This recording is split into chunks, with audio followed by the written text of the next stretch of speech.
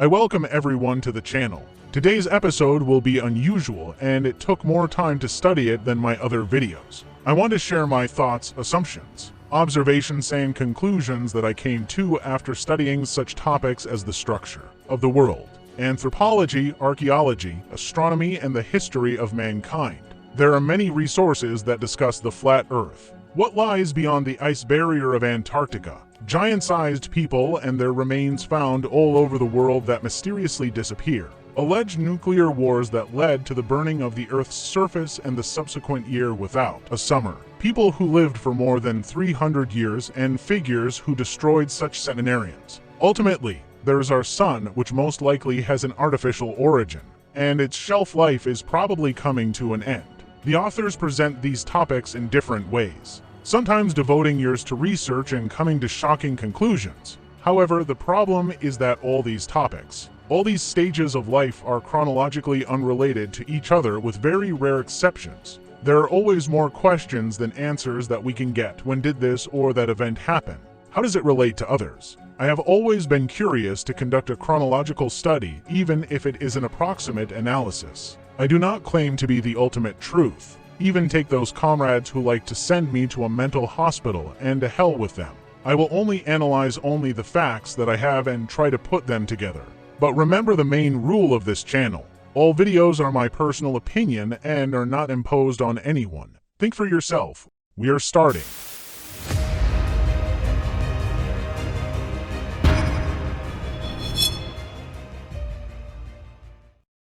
And I want to start by researching a young woman named Lotta. Her research took 1.5 years of her life and was aimed at identifying the causes of the appearance of concentric formations on the landscape of the entire planet. Yes, a planet. Lotta based her work on the geoid model of the Earth, but in my opinion, I don't want to criticize Lotta. The geoid as an image of our Earth is even more absurd than if it were a sphere or even a pear. But it doesn't matter. If we project the work of this girl on an azimuthal projection, the essence of the picture will not change significantly. In her research, Lotta unequivocally suggests that a sabotage was committed against our planet, during which all traces of the previous civilization were erased from the surface of the planet, leaving behind quite noticeable concentric circles from what, in her opinion, was a powerful blow. Lotta's words: after the most massive impacts, the uncovered areas of the continents become smaller and then even smaller. Do you know what this resembles? It resembles the rules of artillery preparation, where the damage zones overlap at the edges of previous ones. You will see that it was a war. Not just a war, but a war for the destruction or conquest of the planet. Next, Lotta describes his scenarios for the development of events at that time. Genesis 1, paragraph 2, the Earth was formless and empty. By the way, the exact translation is not empty, but abandoned, not exactly the same meaning, don't you think? And here the version splits into 3 variants. Option number 1. We were placed here after they destroyed those who already lived before us. Or they created us here after they destroyed those who lived before us. Option number 2. A sad one. It was us, humans, who came here, destroyed those who lived here, polluted our own planet, and then moved on to destroy the next one, which we are successfully doing. Just look around closely. Option number 3, pay special attention to this one. Someone or something turned us humans into dust and ashes. Remember the phrase, leave no stone unturned. Now, that's where more questions arise, and this option has division. Option number 3.1 is the most favorable. They destroyed us, thinking that they had completely destroyed us and left with a feeling of complete satisfaction. However, the remnants of our civilization crawled out of every crevice and started a new one. This raises even more questions. Have they really left us, or will they ever return? If they come back, when and who are they? Option 3.2. They did not leave us and did not plan to do so, or could not for some reason. They are not on the ground, but somewhere nearby, underground or above the ground, and calmly watch us, guide us, set us against each other. Option 3.3. The most disgusting option, they did not fly away. They are not underground and not above the ground, they are just among us. Yeah, come on, laugh. But I'll say it anyway. As they say, a lie must be so monstrous that people believe it, and we are surrounded by megatons of lies. Then new questions arise. What do they look like? Does anyone have direct contact with them? If so, From whom? If they look like people, is it an exact coincidence or is it mimicry? Remember the phrase "in our image and likeness." The only thing I have no doubt about is that their lifespan must be several times longer than ours. In order to control these processes, and they have problems with reproduction, otherwise we would not have existed for a long time. So, in the previous videos we discussed the shape of our Earth, and now let's imagine its inhabitants, just not like us, but giants. People from 11 to 115 feet tall. Given the available evidence, it is simply foolish to dismiss their existence as fiction or forgery. If these photos are not fakes, you will inevitably come to this opinion. There is a lot of evidence from all corners of the Earth confirming the existence of such giant people in the not-so-distant past. You have probably seen various Egyptian writings on papyri, stone walls, and so on. On many of these depictions, both small and large people are shown. Does this not tell you anything? Maybe it was not some extraterrestrial beings who built the pyramids, but simply gigantic humans who once lived on our Earth and, due to some cataclysm, became extinct. If we judge by this, it immediately becomes clear how the Egyptians were able to build the wonders of the world like the pyramids. On many deciphered papyri, the Egyptians mention people who were much stronger, taller, and more powerful. If I'm not mistaken, they called them Anunnaki. I'll repeat it again. What could these manuscripts on the walls mean if not evidence of the existence of giants? Or could you suggest, as scientists do, that they depicted tall and short people due to hierarchy? For example, someone was more empowered than a slave, and they portrayed him taller. It sounds very funny. How can one explain the need to make books of such size? It is difficult to raise them independently. It is inconvenient to read. The storage takes up a lot of space. It seems to you that there is a huge amount of text and information there. Look at the font and its miscalculation. Plus, the process of creating such huge publications took much more material than in the usual format. There are not so many, but they exist. Maybe these are the remains of the libraries of those residents. Maybe they belong to these huge people who are depicted on statues and engravings. Look, these athletes have horses below the waist. Maybe they are residents of those monumental structures that were clearly not built for human growth, or carved statues of Egyptian gods next to which ordinary people stand. As for the dinosaurs, they did not live 65 million years ago, and then a pebble fell from above and all died out, but lived, say, 200 to 300 years ago. And they lived side by side with people, and there are artifacts confirming this. For people of that time, given the growth of both humans and dinosaurs, it can be assumed that reptiles were something like pets. But what about fossilized skeletons, someone might ask? Agree that over 65 million years, any organic material decomposes into mineral substances, or petrifies and also acquires inorganic features. But despite this age, there are such facts. For 20 years, researchers have been puzzled by finding traces of DNA and radioactive carbon in the bones of extinct dinosaurs. Many dinosaur fossils include fragments of real bones that have not had time to mineralize. In other words, to petrify.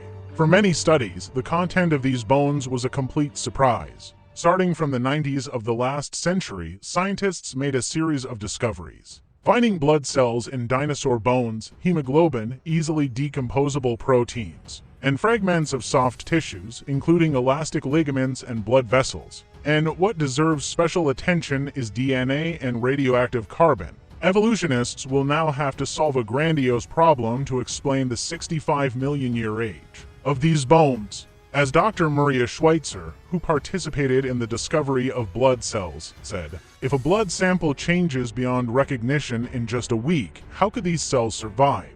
Indeed, how could they? In an organism that died out millions of years ago, they certainly wouldn't have been able to survive. They could only be preserved in the remains, which were quickly buried in catastrophic conditions and were under a layer of sedimentary rocks, which is perfectly explained by the worldwide flood. Since the evolutionary worldview is firmly established in scientific circles, it turned out to be quite difficult to publish the results of such studies. Maria Schweitzer's words, one reviewer told me that he doesn't care what the data points to.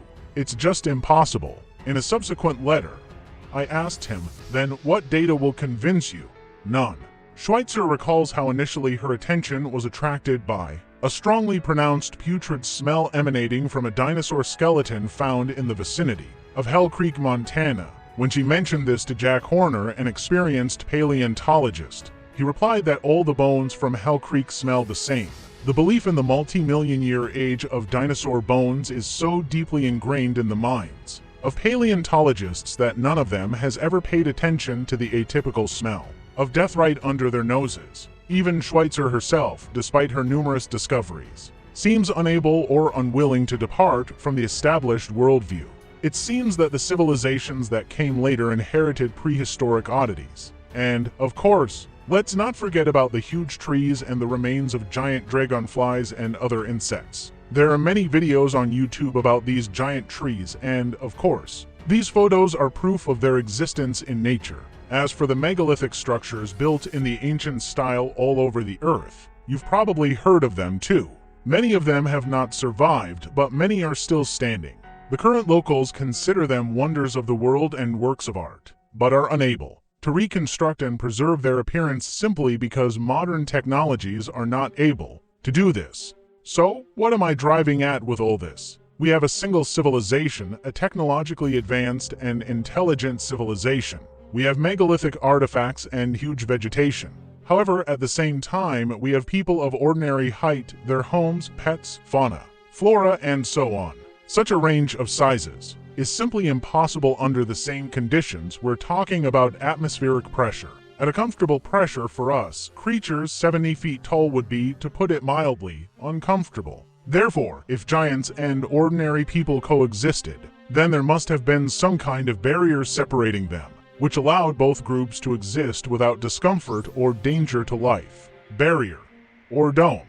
Yes, it is quite possible that there was another dome in this area, and many questions are connected with this. Perhaps you will start noticing something after watching this video. Personally, I think that all this fits logically into what I mentioned earlier. This is the territory, and that is why skeletons of giants and dinosaurs are mostly found in this area, where atmospheric pressure was presumably higher than in Australia, South America, and South Africa. The same applies to megalithic structures and vegetation. By the way, please note that all three continents are somewhat separated from the continents in this territory. What happened there? There are many assumptions about this. The first option, perhaps it was a clash of civilizations, as evidenced by the images of people fighting with giants, and they were pitted against those who have great resources and are outside the dome.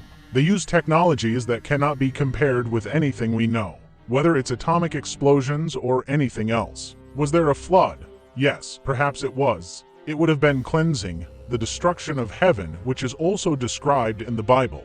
Presumably, fragments of the dome with a huge amount of water fell from the sky and crashed into the territory now occupied by North America, Canada, the former USSR, Europe, China, and then this water spread to other areas. By the way, a little later I will return to North America and Canada. There are also many unsolved mysteries there. If we look at the relief map, we will see that these areas are mostly mountainous. Australia is mostly a desert, and there is very little mountainous terrain in Africa and South America.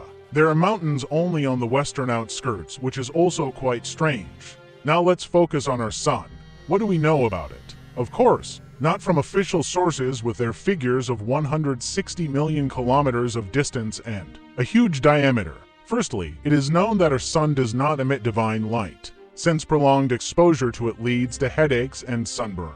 It is clear that either we are not created for this, or it is not created for us. If you've noticed, spiritual practices are often conducted before sunrise, and intuition seems to work better when there is no sun in the sky. Secondly, it is much closer and smaller in diameter and probably has a non-natural origin, possibly controlled with a limited service life. Many people have probably noticed that lately it has become much hotter, much stronger than before. By the way, its composition and structure are also unknown to us. Now let's remember those nuclear craters all over the Earth, which are often talked about.